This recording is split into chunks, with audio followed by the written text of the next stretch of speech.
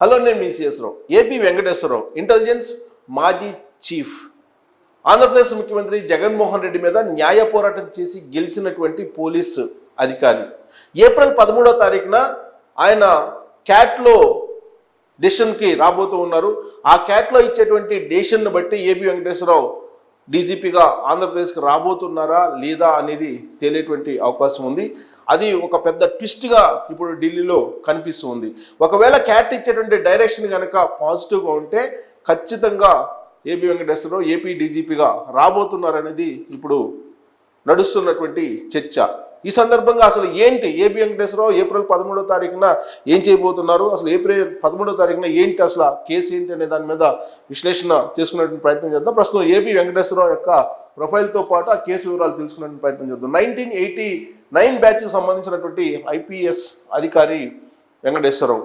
ఆయన వైసీపీ ప్రభుత్వం ఏర్పడిన రోజు నుంచి టార్గెట్గా మారారు ఏపీ వెంకటేశ్వరరావు. కారణం ఏంటంటే ఏపీ నిఘా విభాగం అధిపతిగా ఉన్నారు అప్పట్లో చంద్రబాబు నాయుడు ముఖ్యమంత్రిగా ఉన్నప్పుడు ఏపీ వెంకటేశ్వరరావు. ఆ తర్వాత వైఎస్ఆర్ కాంగ్రెస్ పార్టీ ప్రభుత్వం ఏర్పడిన తర్వాత 2019లో డే 1 నుంచి జగన్మోహన్ రెడ్డి ఏపీ వెంకటేశ్వరరావుని పర్సనల్గా టార్గెట్ చేశారు అనేది సర్వత్రా వినిపించేటువంటి మాట. 2019 మే 30న ఏసీబీ డీజీ పదవి నుంచి బదిలీ చేయడం జరిగింది.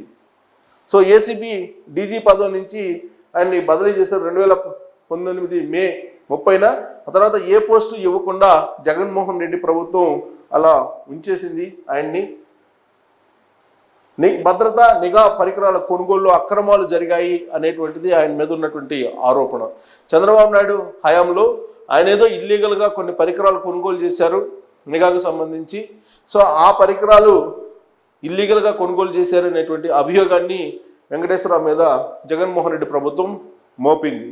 దాని మీద ఆయన రకరకాల పోరాటాలు చేశారు. 2020 ఫిబ్రవరి 8న సస్పెండ్ చేసింది ఆయన్ని. అభియోగం మోపడంతో పాటు ఆయన్ని సస్పెండ్ చేసింది వైఎస్ఆర్ కాంగ్రెస్ పార్టీ సర్కారు 2020లో. 2021లో డిస్మిస్ చేయాలని కేంద్ర ప్రభుత్వానికి జగన్ సర్కార్ లేఖ రాసింది. సస్పెండ్ చేయడంతో పాటు సస్పెండ్ అనేది రాష్ట్ర పరిధిలో ఉంటుంది, డిస్మిస్ అనేది కేంద్ర పరిధిలో ఉంటుంది. కాబట్టి కేంద్రానికి లేఖ రాసింది అప్పుడు ఉన్నటువంటి జగన్మోహన్ రెడ్డి సర్కార్ 2021లో. ఇక 2 ఇంక్రిమెంట్లు కట్ చేస్తే సరిపోతుంది, సస్పెన్షన్ అవసరం లేదని చెప్పి కేంద్రం చెప్పింది. అప్పటితో ఆయన సంతృప్తి చెందలేదు జగన్మోహన్ రెడ్డి. సో సస్పెన్షన్ పైన న్యాయ పోరాటం కూడా చేశారు. సస్పెన్షన్ మీద న్యాయ పోరాటం చేస్తే ఆల్ ఇండియా సర్వీస్ అధికారుల సస్పెన్షన్ 2 ఏళ్ళు మించి ఉండరాదని చెప్పి రూల్ ఉంది. సో ఆ రూల్ ప్రకారం ఆయన 2 ఏళ్ళు సస్పెన్షన్లో ఉన్నారు.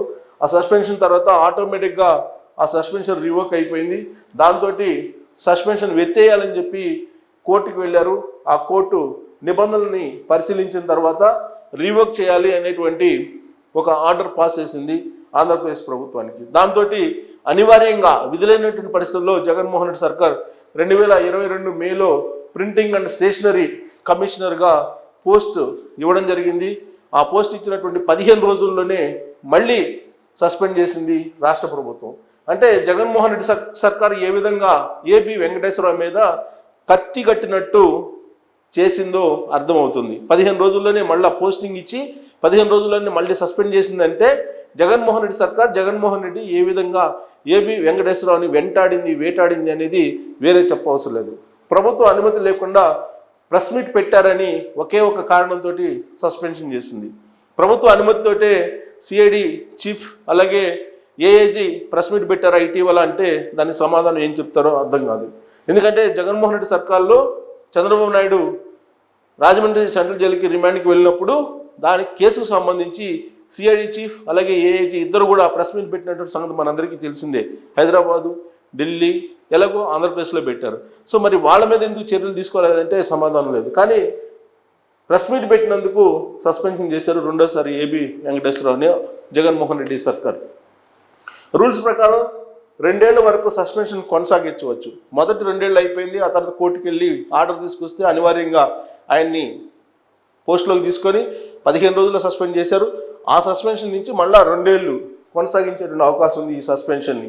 సో సస్పెన్షన్ అయిన తర్వాత సెంట్రల్ అడ్మినిస్ట్రేటివ్ ట్రిబ్యునల్ని ఆశ్రయించారు ఏపీ వెంకటేశ్వరరావు, అంటే క్యాట్. సెంట్రల్ అడ్మినిస్ట్రేషన్ ట్రిబ్యునల్ క్యాట్ని ఆశ్రయించారు ఏబి వెంకటేశ్వరరావు. దాని మీద సస్పెన్షన్ వెనుక కుట్ర ఉందని చెప్పి ఆయన ఆరోపణ చేశారు. జగన్మోహన్ రెడ్డి సర్కార్ కుట్ర చేసింది అనేటువంటి ఆరోపణను క్యాట్లో ఆయన చెప్పడం జరిగింది. సస్పెన్షన్లో ఉన్న 4 ఏళ్ల పదవీ కాలాన్ని కూడా పొడిగించాలని చెప్పి విజ్ఞప్తి కూడా చేసింది. ఎందుకంటే జగన్మోహన్ రెడ్డి సర్కార్ వచ్చిన తర్వాత సస్పెండ్ చేసింది. నిఘా విభాగాల పరికరాలు ఇల్లీగల్గా కొనుగోలు చేశారని ఆ 2 years, అలాగే ఆ తర్వాత న్యాయ పోరాటం చేసి ఆయన సస్పెన్షన్ రివోక్ చేసేలాగా చేసుకున్న తర్వాత మళ్ళీ పోస్ట్ ఇచ్చి 15 రోజులు సస్పెండ్ చేశారు. కాబట్టి ఆ మొదటి 2 సంవత్సరాలు, తర్వాత 2 సంవత్సరాలు, ఈ 2 సంవత్సరాలని అంటే 4 ఏళ్ళని మళ్ళా నాకు పొడిగించాలి సర్వీసు అని చెప్పి ఆయన విజ్ఞప్తి చేయడం జరిగింది క్యాట్లో. సో దాని మీదనే ఇప్పుడు ఏప్రిల్ 13వ తారీఖున ఈ క్యాట్లో కీలకమైనటువంటి విచారణ జరగబోతుంది. ఆ రోజు వచ్చేటువంటి తీర్పుని బట్టి, ఆ రోజు వచ్చేటువంటి డెసిషన్ని బట్టి ఏబి వెంకటేశ్వరరావు భవిష్యత్ ఆధారపడి ఉంది. అలాగే జగన్మోహన్ రెడ్డి సర్కారు యొక్క జాతకం కూడా ఆధారపడి ఉందని చెప్పి చెప్పొచ్చు. ఎందుకనంటే ఒకవేళ 4 సంవత్సరాల సర్వీసును పొడిగిస్తూ ఏబి వెంకటేశ్వరరావుకు అనుకూలంగా క్యాట్లో ఏప్రిల్ 13వ తారీఖున తీర్పు వస్తే అప్పుడు ఆయన డీజీపీగా నియామకం చేసేటువంటి అవకాశం ఉంది. దాంతో ఆ రోజు నుంచి జగన్మోహన్ రెడ్డి సర్కార్కి కౌంట్ డౌన్ ప్రారంభమైందని చెప్పి అనుకోవటానికి అవకాశం లేకపోలేదు. 2024 మే నెలాఖరు వరకు యాక్చువల్గా వెంకటేశ్వరరావు గారి సర్వీస్ ఉంది. 2024 మే నెలాఖరు వరకు, అంటే నెక్స్ట్ మంత్ నెలాఖరు వరకు ఉంది. మే 13వ తారీఖున పోలింగ్ జరగబోతోంది. మే ఎండింగ్కి ఆయన సర్వీసు మామూలుగా అయితే ఆయన పూర్తి అవుతుంది. కానీ క్యాట్ మాత్రం 4 సంవత్సరాలు సర్వీస్ను పొడిగిస్తూ ఒకవేళ నిర్ణయం తీసుకుంటే మాత్రం ఖచ్చితంగా ఏబి వెంకటేశ్వరరావు మరొక 4 సంవత్సరాలు కొనసాగేట అవకాశం ఉంది. కాబట్టి అప్పుడు ఆయన్ని డీజీపీగా నియమించేటువంటి అవకాశం లేకపోలేదు అనేది పోలీసు వర్గాల్లో జరుగుతున్నటువంటి ఒక ప్రధానమైనటువంటి చర్చ. క్యాట్ ఏబి వెంకటేశ్వరరావు సస్పెన్షన్ ఎత్తివేస్తే డీజీపీ కోసం ఈసీకి ప్యానల్లో అనివార్యంగా ఏబి వెంకటేశ్వరరావు పేరు పంపించాలి. ఎందుకంటే ప్యానల్లో రాష్ట్ర ఎన్నికల కమిషన్ 3 పేర్లు పంపించాలి. ఈ 3 పేర్లలో సీనియారిటీ ప్రకారం పంపించాలి. కాబట్టి ఖచ్చితంగా ఏబి వెంకటేశ్వరరావు పేరు ఉండి తీరాల్సిందే. సో ఆ 3 పేర్లలో ఖచ్చితంగా ప్యానల్లో వెళ్తుంది ఏబి వెంకటేశ్వరరావు పేరు.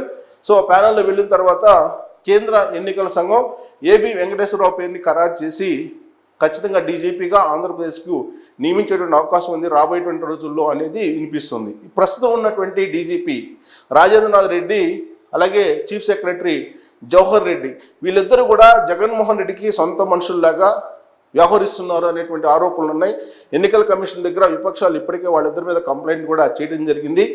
ఏ రాష్ట్రంలో లేని విధంగా ఆంధ్రప్రదేశ్లో ముఖ్యమంత్రి, అలాగే డీజీపీ, చీఫ్ సెక్రటరీ ఒకే జిల్లాకు చెందినటువంటి వాళ్ళు ఉన్నారు.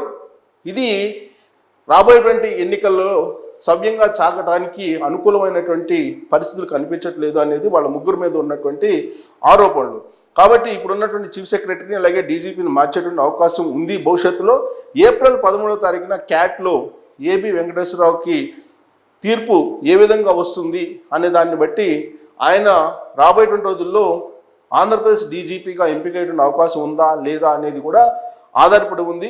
ఇప్పటివరకు అయితే మనకు ఉన్నటువంటి సమాచారం ప్రకారం ఏబి వెంకటేశ్వరరావు ఫైల్ని పరిశీలిస్తూ ఉంది కేంద్ర ప్రభుత్వం, అలాగే కేంద్ర ఎన్నికల సంఘం కూడా పరిశీలిస్తుంది అనేది కూడా తెలుస్తూ ఉంది.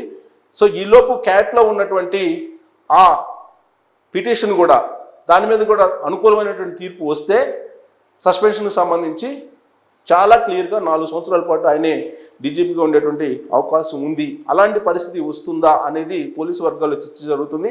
ఒకవేళ క్యాట్లో కనుక ఆయనకు ప్రతికూలంగా వస్తే కనుక డెసిషను, లేదా 4 సంవత్సరాల పాటు కొనసాగించడానికి అవకాశం లేదు అని చెప్పి చెప్తే కనుక అట్లీస్ట్ మే ఎండింగ్ అయిపోతుంది. కాబట్టి ఆయన పదవీ కాలం ఆలోపు, అంటే మే ఎండింగ్ వరకు అయినా సరే డీజీపీగా కొనసాగేటువంటి అవకాశాలు లేకపోలేదనేది పోలీసు వర్గాల్లో నడుస్తున్నటువంటి ఒక చర్చ, అలాగే అలాంటి అభిప్రాయం.